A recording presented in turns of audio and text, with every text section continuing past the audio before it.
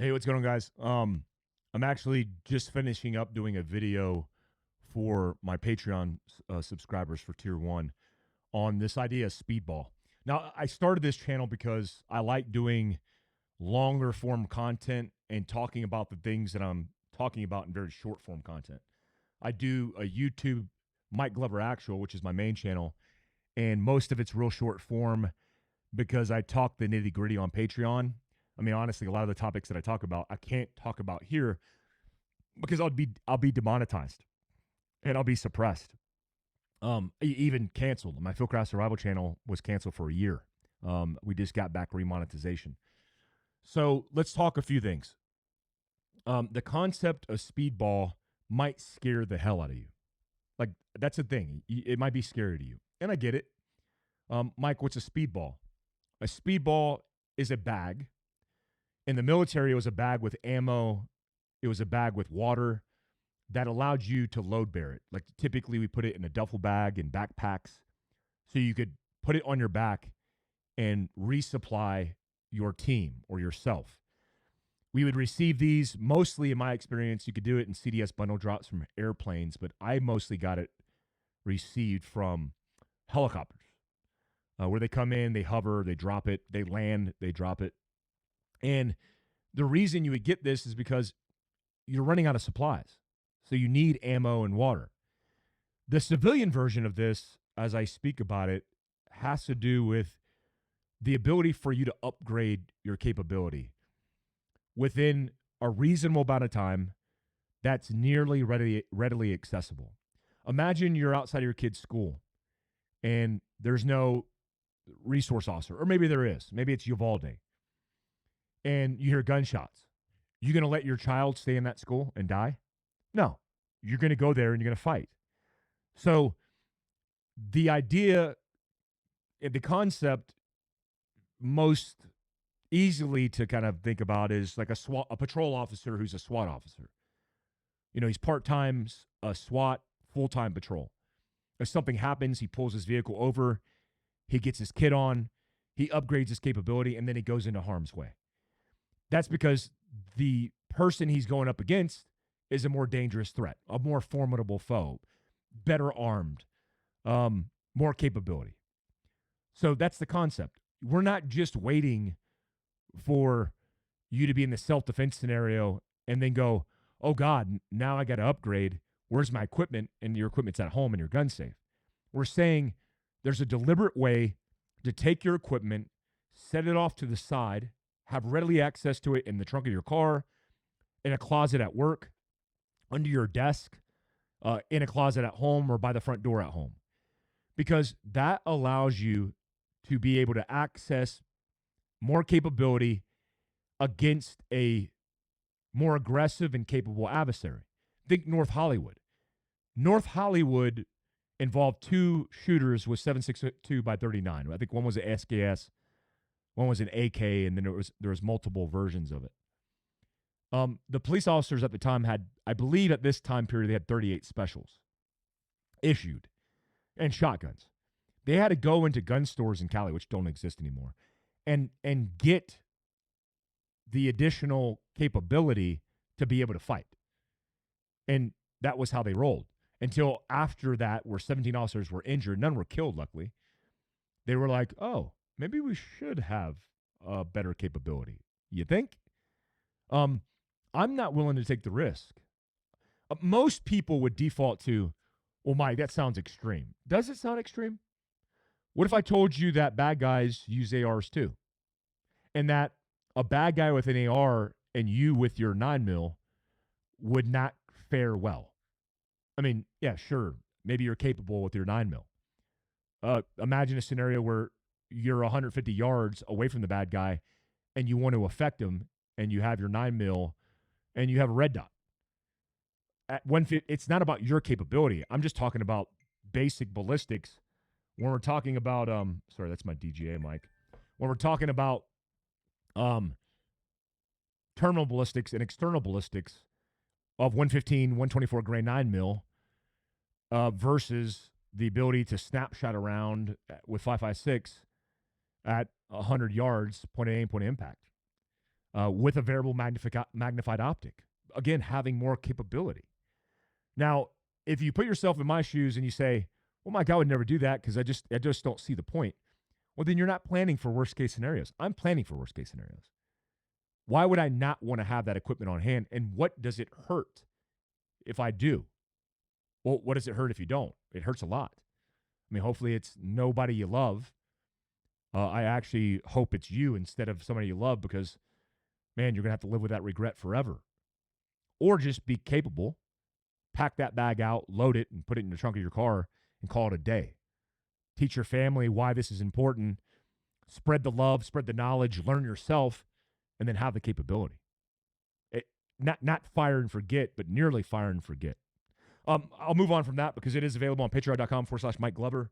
I've done some segments of content. Also on my channel, I've done a free overview of basically my Instagram channel of like panning through the equipment and talking through it all and saying, hey, this is important. This is why it's important. And then I get in the details on my tier 1 side on Patreon. And yeah, it's behind a paywall. I'm sorry, guys. I have to make a living. But also, it's unsuppressible. I mean, I've been on Patreon for 2 years now. No suppression. They've actually given me a lot of leeway, which I appreciate. And I appreciate you guys who are already Patreon members. Let's talk a couple of things about this border situation. I get daily sit reps from Heather, her husband, Joe Kent, people who are on the field, like Jason Jones, who's on the border. Right now, he's on the border with Border Patrol, acting as a QRF for anything that goes wrong. There's a lot of things that are happening right now, including a federal appeals judge or a federal court. The judge in that federal court basically said illegal immigrants can bear arms. Now it's going to go to the Supreme Court. It's going to be weighed. But right now, the judge threw out the charges on an illegal immigrant who had a gun, who caught a gun charge in Chicago, because basically this judge said, hey, we need to clarify whether a citizen via the 14th Amendment actually means somebody who's living or just existing in the country versus a legalized, naturalized citizen of the United States. And, it's actually interesting as a legal precedent, because our founding fathers certainly were immigrants, and they were doing this thing where they were like drafting their constitution, our constitution, their constitution at the time via the things that were taking place during that time period. And certainly, if you were an immigrant, you were either on the team or you weren't. If you're on the team, you're good to go. And we wanted to give you all the arms to oppress or to fight against oppression. Sorry, I need to get these words right. So what does that mean? Well, it meant that you wanted the immigrants on your side because you're an immigrant yourself. A few generations off maybe, but you were an immigrant yourself and didn't want to be colonized and ruled by the British. So a person, let's take the good person, because the overwhelming majority of immigrants that are here illegally, even illegally, are good people who just want a better life for their family. I mean, the statistic proves it. Doesn't mean they didn't break a law. Doesn't mean they shouldn't follow our Constitution and our laws. But they got here by any means necessary. Take one of those people and then put them in a position or a situation where they're confronted with a bad person. Like, take the illegal immigrant who's a criminal. Take the inner city thug who's a criminal. The person who's like has a rap sheet, a career criminal, and then jacks an illegal immigrant who's here, who's been told by the government, here's the court date 5 years from now, and they're trying to do the best they can.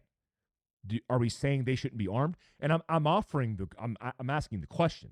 Let me know in the comments down below, because it's interesting, because I get it when they're weighing the 14th Amendment, and I get it when they're weighing the Second Amendment, because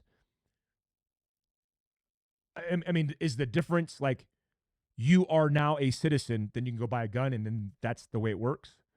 I mean, some of it, even when you weigh veterans, now a lot of advocacy for veterans and these red flag laws, which I completely disagree with because it's too subjective.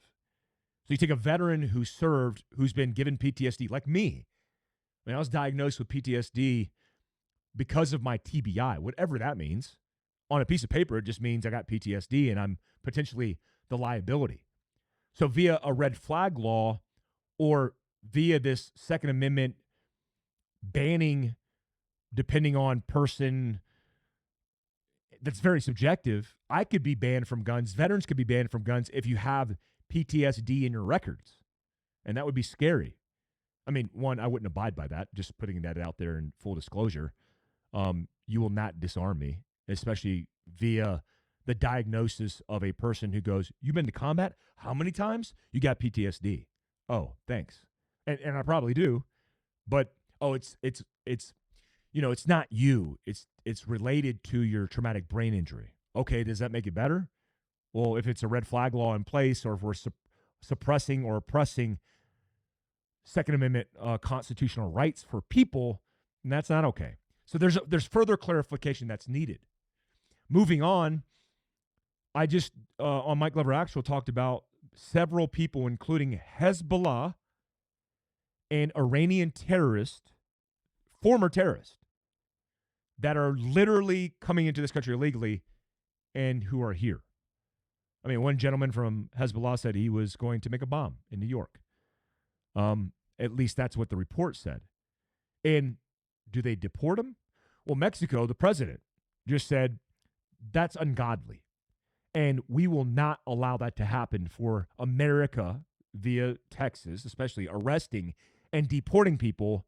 They will refuse them. Interesting. So you won't manage your own immigration issues, and you'll just pawn it off on us. And where does that leave us? Well, the American people, it leaves you helpless because the administration is not going to fix it. Because I think everything the administration is doing right now, or not doing more importantly, is on purpose. I think they're opening the floodgates, which is demonstrated by all the millions of people who have come in here illegally. And they're trying to surge the numbers and disrupt and create a chaotic environment for almost the entire country, because they know if their policies stay in line with sympathizing and empathizing with those people, they'll vote blue. And then that will put them in a better political position, maybe next 4 years around. It certainly isn't going to help them this next election cycle. I talked to Jason and his wonderful wife on We Are the People in Utah. They focus on national issues, but very specifically Utah issues. The entire country is dealing with a lot of these issues. I can't even I can't even use the word. I'll just say transformers. And you know what I mean. Transformers. I can't even talk about transformers. If I do on social media, I get immediately that post deleted. I imagine that's automatic and that's part of machine learned algorithms. But I could manually likely lose my account because of me talking about those issues. And, I think women's sports, kids' education, these sacred things that we've worked so hard to get to shouldn't be compromised because of ideology. Because one subset of the population decides they want to overtake another. That's not equal opportunity. That is not inclusion, by the way. That's actually exclusion. Because now we're catering to a minority and creating stipulations around the rest of everybody else. Which, guys, I don't know how hard we or people advocated since the beginning of time for women's rights, but the fact that this is not even an issue nationally and that this is just talked about in echo chambers on conservative platforms like Rumble, that's crazy. So I want to be societally, all these issues combined with the materializing of all these tangible national security threats, we have a recipe for disaster. Jason on the We Are the People podcast and show, which I'll link it down below, asked me questions like, hey, what do you think is going to happen? I think our country is going to fall apart. I honestly do. I don't think there's any saving it when it comes to the institutions that are corrupt and broken. But the optimism I have in closing in this story is talking about how important the family unit is.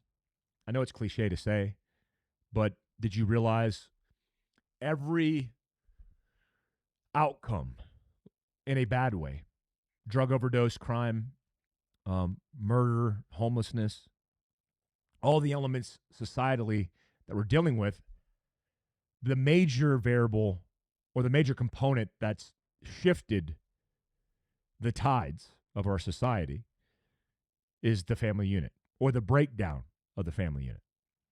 You know, those who grew up without a father, for example, are more likely to end up in jail because of committing acts of violence against other people, because they're violent crimes. And we start seeing the early onset of that in juvenile detention records. And then they're career criminals.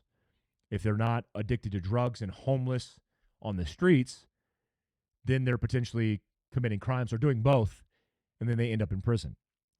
When you have a system like exists in California, where you have laws that basically make crimes not punishable by law, then you incentivize them to conduct more crimes. And getting clean is not an option now, because if they're hooked on drugs, then they have no escape or outlet or mandatory or deliberate and intentional rehabilitation. Because if they're in prison, they're not doing drugs. Or, I mean, a lot of prisoners do drugs, but they're less likely to do drugs, which gets them clean potentially. And if they get rehab in prison, that helps them. But if they don't, because they're on the streets, then it gets worse. And then it ends in 110,000 plus people dying of drug overdoses and us not really caring because we're so focused on other issues like gun control. You know, because you got to control the guns when compared, which is a fraction of that 110 plus thousand people. We're going to focus on that as the issue because it's a political issue, not the real issue that's killing inner city African Americans and drug overdosing of our citizens by the hundreds of thousands. So if you focus on the family unit as an individual, as a family, as a community, you will make your potential outcome when crap does hit the fan better. The first recommendation is focusing on yourself. That starts with, I'm wearing a Wolf 21 hat. I just don't advocate for this because I own the company that specializes in this. We specialize in health and wellness, especially sleep. It's changed my life. I get a good night's sleep every night because I know that if I don't get a good night's sleep, I disrupt my ability to be successful that day. I'm not there for my kids. I'm not available for anybody, really. And it degrades my life. When it comes to alcohol, all these vices you have, be disciplined to focus on health and wellness first and foremost. Because if you're okay, then you're readily available to build a strong family unit. And if you don't know how to build a strong family unit, take one step at a time and try your best. But don't be afraid to start. A lot of young men and women, especially men, think that having a family or being tied down in a commitment with, I don't know, a loving human being, a wonderful person, is going to somehow detract from your life. It will improve your life. It will optimize your life. You'll be more successful, you'll be happier, and you'll be more fulfilled. Having children is the most fulfilling thing that's ever happened to me in my life. All these things are important talking about because those are the mechanisms that set generations up for success and by proxy benefiting our country. It's one of the reasons why I think my generation growing up in the 80s, from a generation of men who went to war in Vietnam, who went through all the turbulent times in the 60s and 70s, who were raised by the greatest generation, who are all analog, by the way, had strong family values. In one generation, and the third turning, which we're getting into the fourth turning now, in the third turning, something slipped on its head. The immersion of technology, which takes you away from all the things that you actually need to pay attention to. And it degrades your ability to be available because it's an addiction, which is why TikTok, Meta, all the things have a grasp on you. And I'm not talking about like educational content like this. I'm talking about just scrolling mindlessly and getting no benefit. That's not good for you. This is like reading a book. You're going to get a benefit, I hope. It's what I certainly do when I watch YouTube. Guys, April 5th through 8th, I'll be in South Carolina teaching rewilding. It is the most important course that I run at Fieldcraft because it's about taking you in an environment and doing a primal reset and spitting you back out in the world better prepared, but also better understanding of how it works. I don't want to spoil the fun for you. I'll put the link down below, but rewilding, I think there's 2 more slots left. I'll be with Bert Soren and my team, Kevin Estella, Nate Jones. It's going to be an epic time. April 5th through 8th in Lexington, South Carolina. Thanks for tuning in. Got nothing else for you. I do this longer form content on this channel with no scripts. Hope you guys have a good day.